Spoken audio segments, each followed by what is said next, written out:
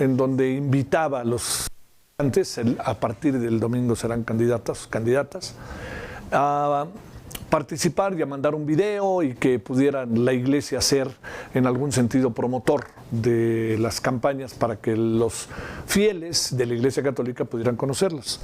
Entonces, empezamos por lo pronto con que el domingo 30 de marzo, este domingo arrancan las campañas, en el primer segundo, tal cual. Los candidatos que buscan a partir de este momento hasta las elecciones, recuerde que es el primer domingo de junio, pues lo que buscan es posicionarse. Aquí estoy, ¿no? La arquidiócesis ofreció sus canales de difusión a aspirantes, pero el INE les dijo, ¡pac! No. ¿Usted qué piensa de esto? ¿El INE debió haber cerrado la puerta o no? Se volvió ahora sí que el INE, para decirlo en términos religiosos, se volvió más papista que el Papa, ¿no? O sea, no valía la pena abrir esos canales. ¿Cuál es la razón por qué lo cierran? ¿Esta escrupulosidad de la Iglesia y el Estado o qué? ¿O la Iglesia se va a meter en las elecciones? Espérenme, pues, todo el asunto que López Obrador hizo durante mucho tiempo en su campaña en relación a los evangelistas, en fin, a grupos religiosos con los que él tiene empatía. Bueno, por lo pronto, pues hablemos lo tenemos con Jesús Valdés de los Santos, comisionado de Justicia y Paz de la Arquidiócesis de México. Jesús, ¿cómo estás? Gracias por tu tiempo, ¿cómo te ha ido? Muy bien, estimado Javier, muchas gracias por la oportunidad de saludarte, de saludar al auditorio y de platicar este tema que bien estás comentando. Pues, ha sido una semana intensa. No, Jesús. A ver, ¿qué piensas que les digan que no? O sea, espérame, más allá de religiosidad o no, digamos, es una elección, sé que lo han platicado ustedes en la arquidiócesis, sé que en sí todo el proceso de la reforma al Poder Judicial es controvertido en México y en el extranjero. Y de repente, pues sí, ustedes se pusieron de parte de, les echamos la mano, y el INE les dice, fíjense que no. ¿Qué fue lo que pasó, Jesús? Mira, toda esta historia comenzó con escuchar a algunos candidatos que con toda la inquietud natural y con la cercanía que hay pues, a su iglesia, nos decían la complejidad de esta elección en que no tienen canales para promoverse. Sí. Y además de ello, pues no se está hablando del tema socialmente, ¿no? Entonces, analizamos en la arquidiócesis junto con algunos abogados electorales cuál era el margen de acción. Y el margen de acción primero que vimos fue que era muy amplio, porque como todo es inédito, todo se está armando conforme va caminando esto, pues el margen de acción era, bueno, pues podemos ayudarles a promover sus propuestas. No es que sean, y eso hay que tenerlo claro, no es que se conviertan en candidatos de la iglesia. Hombre, convocamos a todos. Y todo el que mandara su video, pues era bienvenido para subirlo a una plataforma y que la gente lo conociera. No íbamos a censurar a nadie, no íbamos a convertirlo en un candidato a la iglesia. Era promover una elección que ya tenemos en puerta, que es la realidad y que es muy importante, porque no es lo mismo votar por diputados que votar por jueces. O sea, si tú te equivocas al votar por un candidato a diputado y te resulta malo, bueno, pues es una muy mala noticia, pero digamos que va a ser uno más entre 500, ¿no? Sí. Pero si tú te equivocas en elegir a tu juez, pues ese juez puede meter a la cárcel a personas inocentes o puede quitarte tu casa. O sea, es muy peligroso si no ponemos manos en acción como sociedad en esta elección. ¿Qué argumentos esgrimieron, Jesús, como para decir que no? ¿Fue un no rotundo y ya no y ya? ¿O les dieron razones? Y cuando hablo de razones, también fíjate lo que son las cosas. Yo anoche y antenoche allá en el noticiario decía que a mí me parecía que la arquidiócesis había sido medio pichicata, porque le decía yo, 1 minuto y medio, 2, va a estar difícil que alguien explique, pero la otra fue, y a la hora de difundir, ¿cómo le vamos a hacer si todos participan? Era como una paradoja, ¿no? Por decirlo de alguna manera, Jesús. Sí, ciertamente, pues en una elección tan compleja como bien dices, darles 1 minuto y medio, pues lo pensamos como lo básico para que la gente pudiera verlos, ¿no? Pero tienes toda la razón, 1 minuto y medio alguien no puede presentar su trayectoria y sus propuestas completas. Y comenzábamos por la parte de la Corte, sí, porque íbamos de arriba para abajo, ¿no? En este caso, pues la Corte es quien encabeza el Poder Judicial. Vamos a comenzar con ellos y dependiendo de cómo nos vayan al ejercicio, pues seguimos convocando hacia abajo, ¿no? Y además lo veíamos como un ejercicio de de aprendizaje de todos de cómo se compone el Poder Judicial, porque también es muy complejo entenderlo.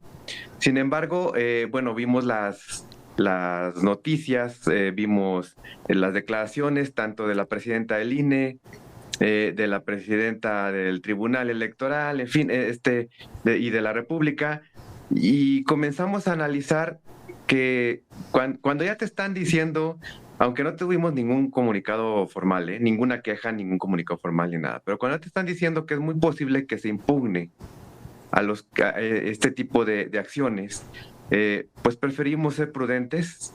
Esa fue una decisión interna de la arquidiócesis. Preferimos ser prudentes y mejor cancelar el subir estos videos en las plataformas de la arquidiócesis, cabe aclararlo. O sea, eso no quiere decir que no vayamos a apoyar si alguna universidad o algún grupo empresarial decide hacer esto. Ojalá que la autoridad se lo permita, porque tampoco está claro si lo pueden hacer a través de otro tipo de autoridad, otro tipo de instituciones. Pero preferimos ser prudentes porque no queríamos afectar a quienes nos respondieron que sí. El lunes mismo nos empezaron a llegar videos. Claro. No nada más de candidatos a ministros de la Corte, también de candidatos a jueces y a magistrados, porque sí están hambrientos, sí necesitan estos canales de comunicación con la sociedad y que son gratuitos, ni siquiera se les va a cobrar a nadie ni nada, ¿no? Pero sí es una necesidad real y bueno, pues ahora por prudencia decidimos no hacerlo para no afectarlos a ellos, porque la impugnación no recaería sobre la arquidiócesis, recaería sobre el candidato que incluso puede ser retirado de la boleta. Ese es el gran problema que vemos. Sí. Oye, ¿qué van a hacer con los videos con los que se quedaron? ¿Cuántos videos les habrán llegado, Jesús? Pues mira, yo calculo que no fueron, como te digo, nada más para ministros de la Corte. Sí, claro. Fueron más interesados. Yo calculo que llegamos como a los 80 en 2 días. Sí, claro, y si esto hubiera seguido, vete a saber, ¿no? Así es. De hecho, pues sí era un trabajal darle orden a todo esto, ¿no? Sí. Yo creo que se les va a contestar a cada uno en lo personal, así como se molestaron en hacerlo llegar. Sí. Y en su momento, pues se les pedirá la autorización para ceder ese video a alguna institución educativa, tal vez, que tenga una plataforma en donde pueda ser exhibido este video. En sentido estricto, razones concretas todavía ustedes formalmente no reciben, ¿verdad? No hubo, como te digo, ninguna impugnación formal, tampoco hubo ningún comunicado formal. Todo fue vía medios de comunicación y bueno, pues, pero fíjate que celebramos algo.